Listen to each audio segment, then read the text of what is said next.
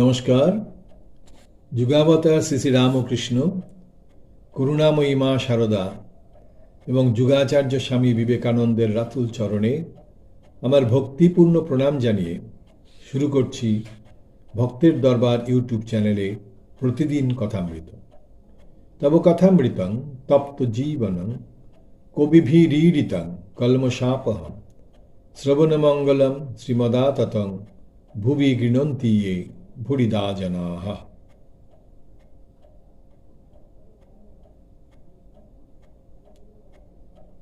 শ্রী শ্রী রামকৃষ্ণ কথামৃত আমরা পড়ব আজকে 759 পাতা, ষষ্ঠ পরিচ্ছেদ, সমাধি মন্দিরে ভক্তদের সম্বন্ধে মহাবাক্য। ঠাকুর শ্রী রামকৃষ্ণ শুদ্ধাত্মা ভক্তদিগকে পাইয়া আনন্দে ভাসিতেছেন ও ছোট খাটটিতে বসিয়া বসিয়া তাহাদিগকে কীর্তনীর ঢং দেখাইয়া হাসিতেছেন। কীর্তনী সেজে গুজে সম্প্রদায়ের সঙ্গে গান গাইতেছে। কীর্তনী দাঁড়াইয়া হাতে রঙিন রুমাল, মাঝে মাঝে ঢং করিয়া কাশিতেছে ও নথ তুলিয়া থুতু ফেলিতেছে। আবার যদি কোনো বিশিষ্ট ব্যক্তি আসিয়া পড়ে, গান গাইতে গাইতেই তাহাকে অভ্যর্থনা করিতেছে ও বলিতেছে, আসুন। আবার মাঝে মাঝে হাতের কাপড় সরাইয়া তাবিজ, অনন্ত ও বাউটি ইত্যাদি অলঙ্কার দেখাইতেছে। অভিনয় দৃষ্টে ভক্তরা সকলেই হো হো করিয়া হাসিতে লাগিলেন। পল্টু হাসিয়া গড়াগড়ি দিতেছেন। ঠাকুর পল্টুর দিকে তাকাইয়া মাস্টারকে বলিতেছেন, ছেলে মানুষ কি না, তাই হেসে গড়াগড়ি দিচ্ছে। শ্রীরামকৃষ্ণ পল্টুর প্রতি সহাস্যে, তোর বাবাকে এসব কথা বলিসনি, যাও একটু, আমার প্রতি বলছেন, যাও একটু টান ছিল তাও যাবে, ওরা একে ইংলিশম্যান লোক। এই পল্টুকে বলছেন যে তোর বাবাকে এই যে এখানে যে সঙ্গ তামাশা করা হচ্ছে এগুলো বাবাকে বলতে না করছেন, কারণ বলছেন যে তার ঠাকুরের প্রতি একটু টান আছে, এরা হচ্ছে ইংলিশম্যান লোক, ইংরেজি জানা লোক। সেজন্য বলছে তোর বাবাকে তিনি যে এই সমস্ত রঙ্গ তামাশা করেন সেগুলো বলতে ঠাকুর না করছে, যে এত ভালো স্বভাব এবং আমার ছেলে মানুষই যে ব্যাপারগুলো এই বলিস না, কিন্তু এইভাবে তিনি পল্টুকে বলছেন। আহ্নিক জপ ও গঙ্গা স্নানের সময় কথা। ভক্তদের প্রতি অনেকে আহ্নিক করবার সময় যত রাজ্যের কথা কয়, কিন্তু কথা কইতে নাই, তাই ঠোঁট বুঝে যত প্রকার ইশারা করতে থাকে, এটা নিয়ে এসো, ওটা নিয়ে এসো, এইসব করে হাস্য। আবার কেউ মালা জপ করছে, তার ভিতর থেকে মাছ দর করে, জপ করতে করতে হয়তো আঙুল দিয়ে দেখিয়ে দেয় ওই মাছটা, যত হিসাব সেই সময়ে, সকলের হাস্য। কেউ হয়তো গঙ্গা স্নান করতে এসেছে, সে সময় কোথা থেকে ভগবান চিন্তা করবে, কোথা ভগবান চিন্তা করবে, গল্প করতে বসে গেল, যত রাজ্যের গল্প। তোর ছেলের বিয়ে হলো, কি গয়না দিলে, অমুকের ব্যামো অমুকের শ্বশুরবাড়ি থেকে এসেছে কিনা, অমুক কোণে দেখতে গেছিল, তা দেওয়া থোয়া সাদ আহ্লাদ খুব করবে, হরিশ আমার বড় নেওটা, আমায় ছেড়ে একদণ্ড থাকতে পারে না, এতদিন আসতে পারিনি মা, অমুকের মেয়ের পাকা দেখা, বড় ব্যস্ত ছিলাম, এই সমস্ত দুনিয়ার সংসারের কথা গঙ্গা স্নান করতে এসে শুরু করে দেয়। যেমন আমাদের এখানে আমরাও সমস্ত মন্দির টন্দিরে গেলেও এরকমই দেখা যাবে, সব মন্দিরে আসছেন কিন্তু এসে যত সংসারের কথা, সংসারের গল্প এই হচ্ছে, সেরকমই বলছেন। দেখ দেখি কোথায় গঙ্গা স্নানে এসেছে যত সংসারের কথা।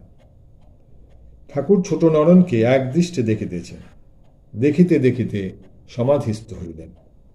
শুদ্ধাত্মা ভক্তের ভিতর ঠাকুর কি নারায়ণ দর্শন করিতেছেন? ভক্তেরা এক দৃষ্টে সেই সমাধি চিত্র দেখিতেছেন। এত হাসি খুশি হইতেছিল, এবার সকলেই নিঃশব্দ, ঘরে যেন কোনো লোক নাই। ঠাকুরের শরীর নিষ্পন্দ, চক্ষু স্থির, হাত জোর করিয়া চিত্রার্পিতের ন্যায় বসিয়া আছেন। কিয়ৎপরে সমাধিভঙ্গ হইল, ঠাকুরের বায়ু স্থির হইয়া গিয়াছিল, এইবার দীর্ঘ নিঃশ্বাস ত্যাগ করিলেন। ক্রমে বহির্জগতে মন আসিতেছে, ভক্তদের দিকে দৃষ্টিপাত করিতেছেন। এখনো ভাবস্থ হইয়া রহিয়াছেন, এবার প্রত্যেক ভক্তকে সম্বোধন করিয়া কাহার কি হইবে ও কাহার কিরূপ অবস্থা কিছু কিছু বলিতেছেন। ছোট নরেনের প্রতি, তোকে দেখবার জন্য ব্যাকুল হচ্ছিলাম। তোর হবে, আসিস একবার। আচ্ছা, তুই কি ভালোবাসিস, জ্ঞান না ভক্তি? ছোট নরেন, শুধু ভক্তি। শ্রীরামকৃষ্ণ, না জানলে ভক্তি কাকে করবি? মাস্টারকে দেখাইয়া সহাস্যে, একে যদি না জানিস কেমন করে একে ভক্তি করবি?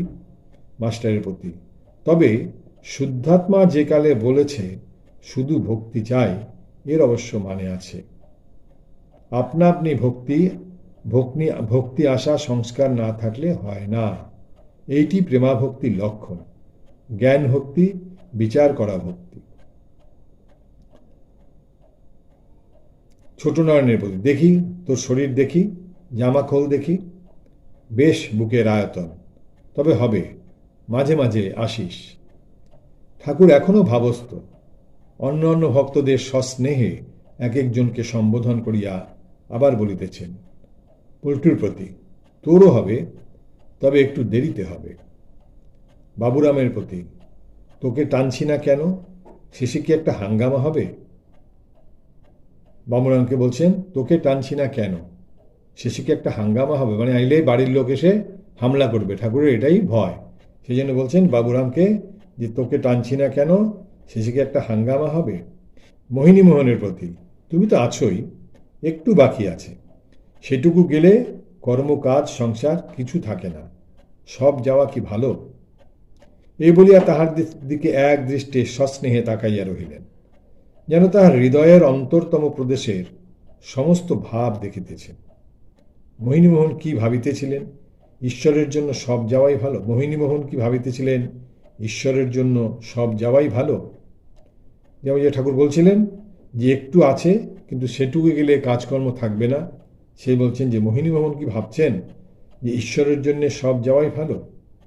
কিয়ৎপরে ঠাকুর আবার বলিতেছেন, ভাগবত পণ্ডিতকে একটি পাশ দিয়ে ঈশ্বর রেখে দেন, তা না হলে ভাগবত কে শোনাবে? রেখে দেন লোকশিক্ষার জন্যে, মা সেই জন্যে সংসারে রেখেছেন। এই মোহিনীমোহনের কথা বলছেন।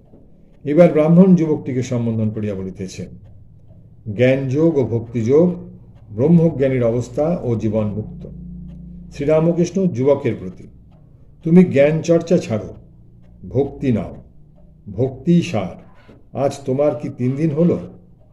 ব্রাহ্মণ যুবক হাত জোর করিয়া, আজ্ঞা হা। শ্রীরামকৃষ্ণ, বিশ্বাস করো, নির্ভর করো, তাহলে নিজের কিছু করতে হবে না, মা কালী সব করবেন। জ্ঞান সদর মহল পর্যন্ত যেতে পারে, ভক্তি অন্দরমহলে যায়। শুদ্ধাত্মা নির্লিপ্ত, বিদ্যা অবিদ্যা তার ভিতর 2 আছে। তিনি নির্লিপ্ত। বায়ুতে কখনো সুগন্ধ, কখনো দুর্গন্ধ পাওয়া যায়, কিন্তু বায়ু নির্লিপ্ত। ব্যাসদেব যমুনা পার হচ্ছিলেন, গোপীরাও সেখানে উপস্থিত। তারাও পারে যাবে, দধি দুধ ননি বিক্রি করতে যাচ্ছে, কিন্তু নৌকা ছিল না। কেমন করে পারে যাবেন? সকলে ভাবছেন। এমন সময় ব্যাসদেব বললেন, আমার বড় ক্ষুধা পেয়েছে। তখন গোপীরা তাকে ক্ষীর, সর, ননি সমস্ত খাওয়াতে লাগলেন। ব্যাসদেব প্রায় সমস্ত খেয়ে ফেললেন। তখন ব্যাসদেব যমুনাকে সম্বোধন করে বললেন, যমুনে, আমি যদি কিছু না খেয়ে থাকি তাহলে তোমার জল 2 ভাগ হবে, আর মাঝে রাস্তা দিয়ে আমরা চলে যাব। ঠিক তাই হলো। যমুনা 2 ভাগ হয়ে গেলেন মাঝে ওপারে যাবার পর। সেই পথ দিয়ে ব্যাসদেব ও গোপীরা সকলে পার হয়ে গেলেন। আমি খাই নাই, তার মানে এই যে আমি সেই শুদ্ধাত্মা নির্লিপ্ত, প্রকৃতির পার। তার ক্ষুধা তৃষ্ণা নাই, জন্ম মৃত্যু নাই, অজর অমর সুমেরুবর। এই যে বলছেন যে আমি যদি না খেয়ে থাকি, তার মানে আমি তো নেই কিছু, আমি বলে তো কিছু নেই। আমি খাইনি, এর মানে হচ্ছে আমি সেই শুদ্ধাত্মা নির্লিপ্ত। খেয়েছে কি না খেয়েছে সেই বোধই নেই। সে বলছেন সেই বোধ থাকবেই না। সে প্রকৃতির পার, প্রাকৃতিক নিয়মে আমাদের ক্ষুধা পেলে যে আমরা খাবো, তারপরে আমার ক্ষুধা নিবৃত্তি হবে, সেসবের পার।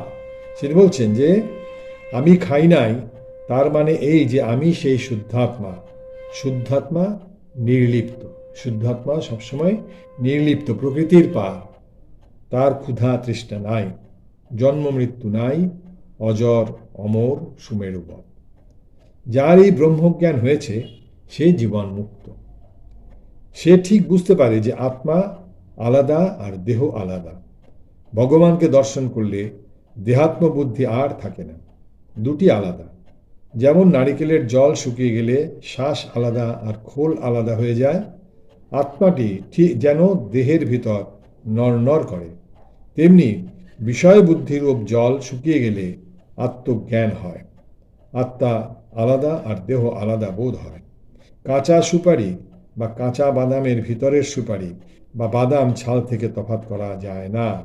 কাঁচা সুপারি তাকে খোল থেকে আলাদা করা যায় না, কিন্তু যখন খোল শুকিয়ে যায়, অর্থাৎ যখন ব্রহ্মজ্ঞান হয়, তখন তাকে খোলা যায়। সেই রকম বলছেন যে কাঁচা বাদামের ভিতর সুপারি বা বাদাম ছাল থেকে তফাৎ করা যায় না, কিন্তু পাকা অবস্থায় সুপারি বা বাদাম আলাদা ও ছাল বাদাম আলাদা ও ছাল আলাদা হয়ে যায়। পাকা অবস্থায় রস শুকিয়ে যায়। ব্রহ্মজ্ঞান হলে বিষয় রস শুকিয়ে যায়, আর কোনো বিষয় নিয়ে তার কোনো আসক্তিই থাকে না। বলছেন ব্রহ্মজ্ঞান হলে বিষয় রস শুকিয়ে যায়। কিন্তু সেই জ্ঞান বড় কঠিন, বললেই ব্রহ্মজ্ঞান হয় না। কেউ জ্ঞানের ভান করে সহাস্যে। একজন বড় মিথ্যা কথা কইত, আবার এদিকে বলতো আমার ব্রহ্মজ্ঞান হয়েছে। কোনো লোক তাকে তিরস্কার করাতে সে বললে, কেন, জগৎ তো স্বপ্নবৎ, সবই যদি মিথ্যা হয়, সত্য কথাটাই বা কি ঠিক? মিথ্যাটাও মিথ্যা, সত্যটাও মিথ্যা। সকলের হাস্য। এবার আমরা যাচ্ছি সপ্তম পরিচ্ছেদে, ধর্ম সংস্থাপনার্থায় সম্ভবামি যুগে যুগে। গুহ্য কথা। শ্রীরামকৃষ্ণ ভক্ত সঙ্গে মেঝেতে ঠাকুরের উপর বসে আছেন, সহাস্য বদন। ভক্তদের বলিতেছেন, আমার পায়ে একটু হাত বুলিয়ে দিত। ভক্তেরা পদসেবা করিতেছেন মাস্টারের প্রতি সহাস্যে। এর অনেক মানে আছে, মানে পদসেবার কথা বলছেন, এর অনেক মানে আছে। আবার নিজের হৃদয়ে হাত রাখিয়া বলিতেছেন, এর ভিতর যদি কিছু থাকে, পদসেবা করলে অজ্ঞান অবিদ্যা একেবারে চলে যায়। নিজেকে দেখিয়ে বলছেন, এর যদি পদসেবা করা যায় তাহলে অজ্ঞান অবিদ্যা একেবারে চলে যায়।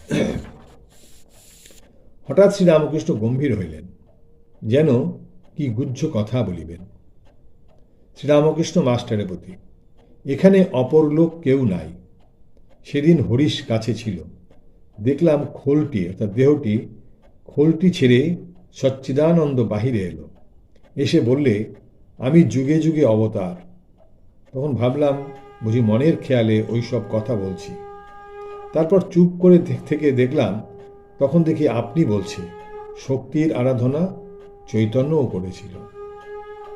বলছেন উৎকুব্জ কথা কি, যে এখানে অপর লোক কেউ নাই, মানে তখন আর বাইরের কেউ নেই। বলছে সেদিন হরিশ বললে, সেদিন হরিশ কাছে ছিল, দেখলাম খোলটি অর্থাৎ দেহটি ছেড়ে খোলের থেকে অর্থাৎ শরীর থেকে সচ্চিদানন্দ বাইরে বেরিয়ে এলেন, এসে বললে, আমি যুগে যুগে অবতার। তখন ভাবলাম বুঝি মনের খেয়ালে ওইসব কথা বলছি, এটা তার মনে হলো। তারপর চুপ খেলে থেকে দেখলাম, তখন দেখি আপনিই বলছে, শক্তির আরাধনা চৈতন্যও করেছিল। ঠাকুর যে শক্তির আরাধনা করেন, বলছেন শক্তির আরাধনা চৈতন্যও করেছিল। ভক্তেরা সকলে অবাক হইয়া শুনিতেছেন। কেহ কেহ ভাবিতেছেন, সচ্চিদানন্দ ভগবান কি শ্রীরামকৃষ্ণের রূপ ধারণ করিয়া আমাদের কাছে বসিয়া আছেন? ভগবান কি আবার অবতীর্ণ হইয়াছেন? শ্রীরামকৃষ্ণ কথা কইতেছেন, মাস্টারকে সম্বোধন করিয়া আবার বলিতেছেন, দেখলাম পূর্ণ আবির্ভাব, তবে সত্যগুণের ঐশ্বর্য। ভক্তেরা সকলে অবাক হইয়া এই সকল কথা শুনিতেছেন। এই যে কথা সেদিনের, যে ঠাকুর বলছেন তিনি দেখছেন যে তার নিজের শরীরের ভেতর থেকে সচ্চিদানন্দ ব্রহ্ম বেরিয়ে এসছেন। সচ্চিদানন্দ বেরিয়ে এসে বলছেন যে আমি যুগে যুগে অবতার। তিনি যে অবতার সেটা তাকে বুঝিয়ে দিচ্ছেন। তারপরে বলছেন আমি চুপ করে আছি। তখন দেখি বলছেন, নিজেই বলছেন যে চৈতন্য শক্তির আরাধনা করেছিলেন। এর থেকেই ঠাকুর বোঝাচ্ছেন যে তিনিও ঠিক সেই চৈতন্যদেব যেমন অবতার পুরুষ এসেছিলেন, তিনিও সেই রকমই এসেছিলেন আমাদের মাঝে। আজকে আমরা এখানেই রাখছি। নিরঞ্জনং নিত্যম অনন্তরূপং ভক্তানুকম্পা ধৃত বিগ্রহং বৈ ঈশাবতারং পরমেশ্বমেড্ডং তং রামকৃষ্ণ শিরসা নমামি। হরি ওম তৎসৎ। শ্রীরামকৃষ্ণার্পণমস্তু।